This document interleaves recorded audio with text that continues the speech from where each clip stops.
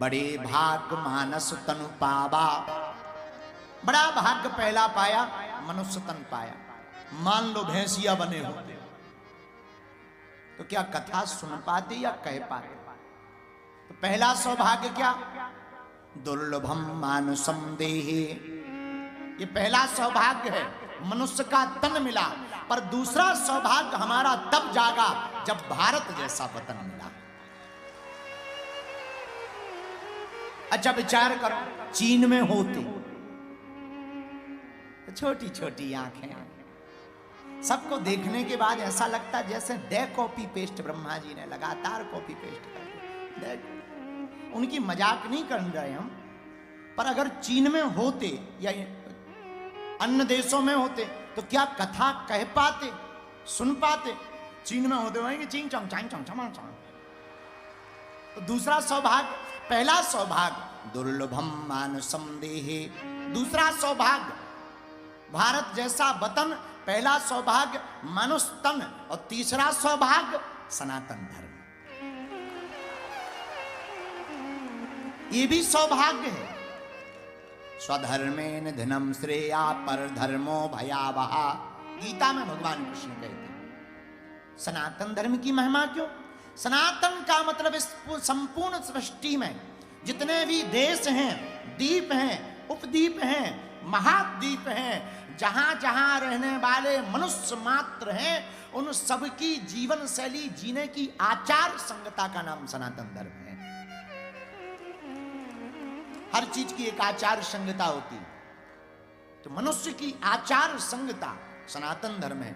अभी हम जब सौरभ जी के साथ बैठे थे कमरे में, चाय पी रहे थे, तो ये अमेरिका में रहते, WWE में ढिसुम ढिसुम करते, तो हम इनसे बात कर रहे थे।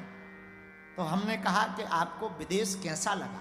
हम भी गए 2-4 जगह, 2-4-10 दिन के लिए। बोले गुरुजी अकेला रहना हो तो अमेरिका में रहो, और मजे में रहना हो तो भारत में रहो। वहां लोग हैं, इंसान हैं, पर इंसानों को एक दूसरे से मतलब नहीं है। हमारे भारत में गांव में किसी की चोरी हो जाए तो पूरा पूरा गांव बैठा रहता, कहे भैया कितने बजे हो गए, कितना चला गया। कुछ भी हो एक बार पूछ लेते हैं, एक बार अपनत्व जता लेते हैं। तब इन्होंने हमसे पूछा कि आपका विचार क्या है विदेशों पे? हमने कहा विदेशों की दृष्टि है व्यापार की, भारत की दृष्टि है परिवार की। और ये कोई हम बिना तर्क की बात नहीं कह रहे, शास्त्र कहते वसुदेव कुटुंबकम, हमारे शास्त्र कहते सारा संसार हमारा है। इसलिए हमने कहा पहला सौभाग्य मनुष्य का तन, दूसरा सौभाग्य भारत जैसा वतन, तीसरा सौभाग्य सनातन धर्म। अब चौथा सौभाग्य जगाना, क्या? तर्कवादी बुद्धि के मालिक बनना है, विचारवान बनना है, प्रज्ञावान बनना है, बुद्धिमान बनना है।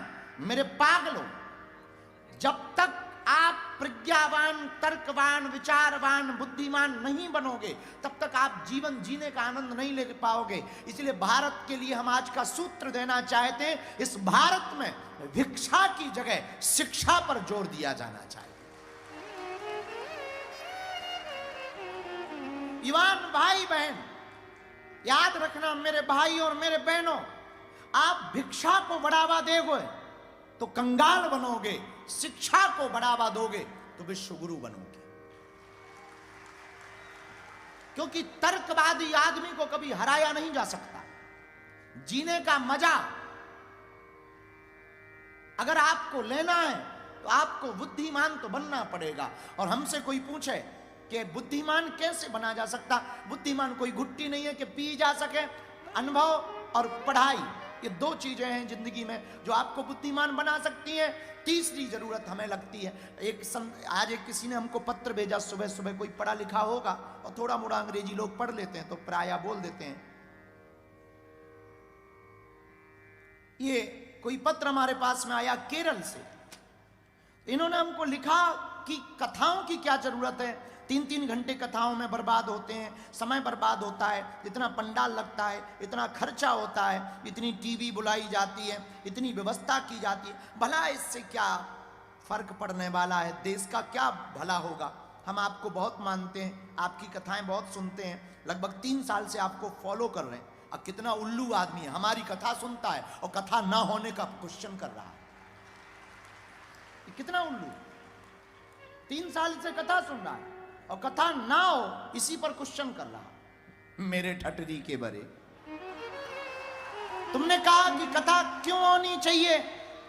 कंप्यूटर, आपने लिखा आपकी पढ़ाई बहुत अच्छी है, आप आईटी सेल में काम करते हैं, पदस्थ हैं, बहुत अच्छा है। मेरे प्रिय, मेरी आत्मा, कंप्यूटर के जमाने में जब कोई कंप्यूटर चलाता है, इंटरनेट से कनेक्ट करता है, तो कंप्यूटर में वायरस आ जाते हैं। जब वायरस आते हैं तो कंप्यूटर हैक होने लगता है।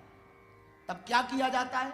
एक एंटीवायरस नाम का प्रोग्राम इंस्टॉल किया जाता है, उससे एकदम कंप्यूटर स्मूथ हो जाता है और ठीक से चलने लगता है। तो कंप्यूटर के वायरस को मिटाने के लिए जैसे एंटीवायरस प्रोग्राम को इंस्टॉल किया जाता है, वैसे माइंड और सिर भी हमारा कंप्यूटर है। इसमें जब विकारों के विचारों का वायरस आ जाए तो कथा रूपी प्रोग्राम इंस्टॉल कर लेना चाहिए। ये दिमाग को ठीक कर देता है,